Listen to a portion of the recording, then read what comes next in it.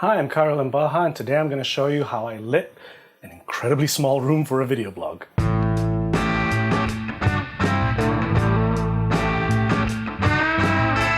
Now, one of the things that I've been wanting to do for a while is showing some of my lighting setups. Some people have commented and complimented about the lighting of previous episodes of Wednesday Lensday, and I've always kind of wanted to do a kind of video lighting tutorial of some of the ways that I do lighting because I'm pretty low tech and low budget when it comes to that kind of stuff. When it's a big job and there's big equipment, fine, but for the most part I like to keep things simple. I figured showing how I lit the video blog that I posted last week for Wednesday Lensday would be a good start because number one, it's something that's pretty recent. Number two, it's a pretty small space. Like right now we are in, it looks big because of the fisheye lens, but we're actually in a room that's about 9 feet by 9 feet or 2 point something meters by 2 point something meters. I can't quite remember the dimensions, but it's about 9 feet by 9 feet. So it's not that big. And as you can see, it's packed with equipment. And it became this question of how do I light this room? Third reason why I wanted to show it as well is because it's essentially lit with 2 LEDs. That's about it. First main thing was trying to figure out where I was going to frame myself. So open up my tripod, and because of the lack of space in this room, I knew that I wanted the camera to be as far back against the wall as possible. At least that way I'll be able to show more space and get more distance from the camera as well. Because I didn't want to warp myself too much with the ultra wide. I knew I wanted to use the ultra wide because it is a small room and trying to give it the sense of more space than it actually is.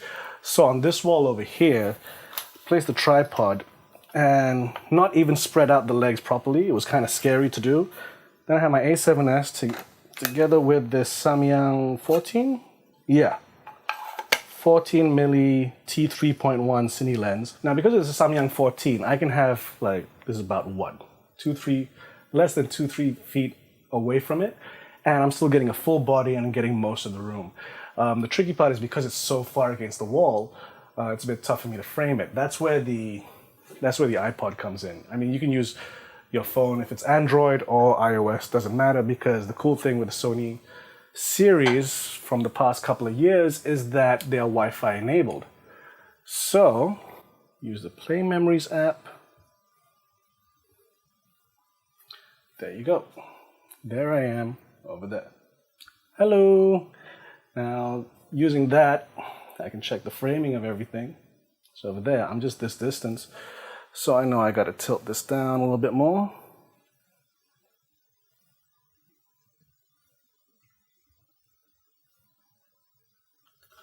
So as you can see over there, we figured out the framing of the shot. I'm just going to put this over here.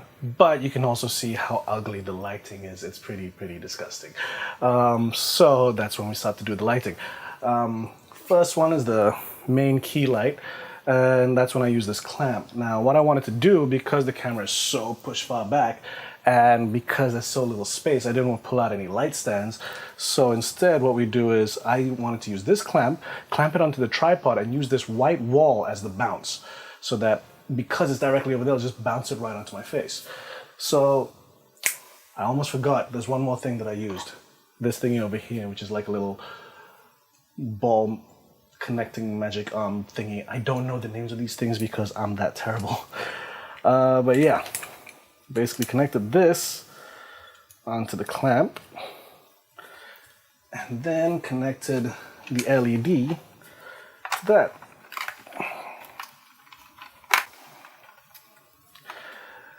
And then I can connect this right over here, right underneath the camera, onto the tripod, clamp it on, and aim this right at the wall, pointing upwards a bit.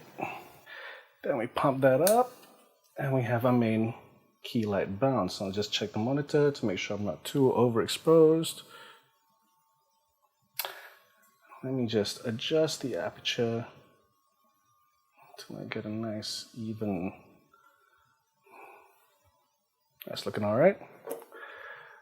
So there you go. Now I already have my main key light, which is a nice bounce. Another thing that I did was I attached this black paper, which is coming off. Another thing that I did was I just attached this black sugar paper up on the wall because it was bouncing a bit too much onto the wall and lighting up all of that. It's still lighting up a bit, but not as much. So that's my main key. Now, as you can see over at the back there, there's this lamp in the outside area, this orange tungsten lamp. So I figured I could use that as motivation for my backlight and also to fill out the rest of the space. So I have another LED panel over here, just another small LED panel. So I figured I'd use this filter that comes with it, this supposedly convert to tungsten filter, which it really doesn't. It's this very, I don't know what color it is, like this very sickly yellow, you know. It can look orange if you fix your white balance down, but then you're not really matching to the white. That's the thing that I discovered in post, which was very stupid of me. Trying to get the right skin tone and not turning the background all sickly yellow was very, very difficult. I'm still not too happy with it. I really should have just used a proper gel, like an orange gel, just to warm it up. But I also didn't want to use any of the stands for this. I didn't want to have any of the lighting stands, obviously in shot, because I'm trying to fake that light. I basically stuck it in there where all the drum kits and this whole pile of random crap is, and just shoved it somewhere around there until it just sat down and switched it on. Angling it a little bit to me to give me a bit more of a backlight. There we are. Now, obviously, because we have this light on, we're not really seeing the effect, so I'm going to switch this light off. And there we go. So yeah, that's pretty much roughly how I did this shot.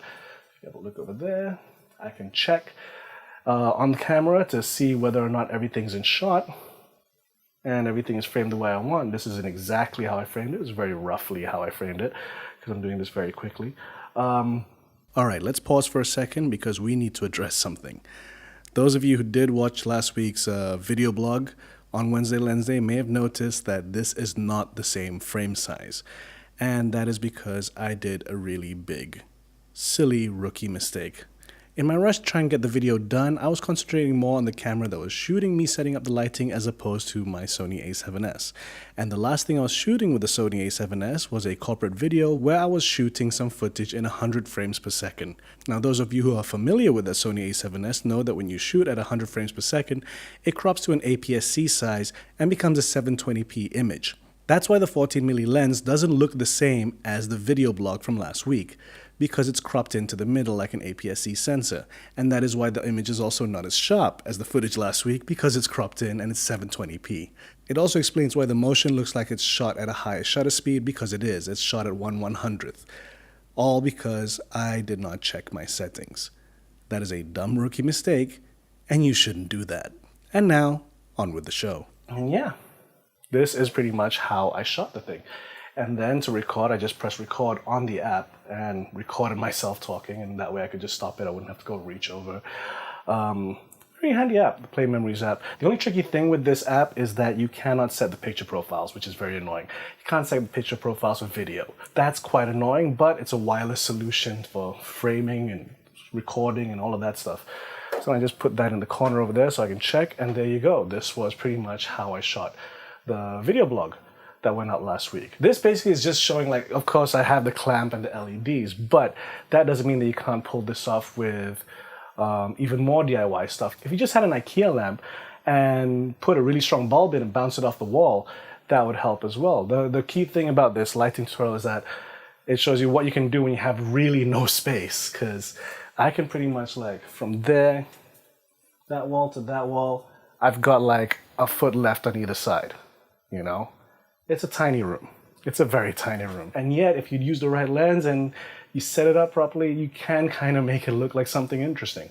So yeah, that's how I lit the video blog from last week. And hopefully I'll be putting up some more DIY-ish simple tutorials on lighting, because a lot of the ways I lit my other video blogs and lighting in general, it's pretty much, I still stick to this very DIY way of doing things. I started out indie, and it's something that I really can't get out of my system. So if someone ever gives me like a 5K or 12K ARRI, I'd be like, I don't know what to do with it. Give me an IKEA lamp or an LED. Yeah, that's kind of how I roll. Hope you enjoy it.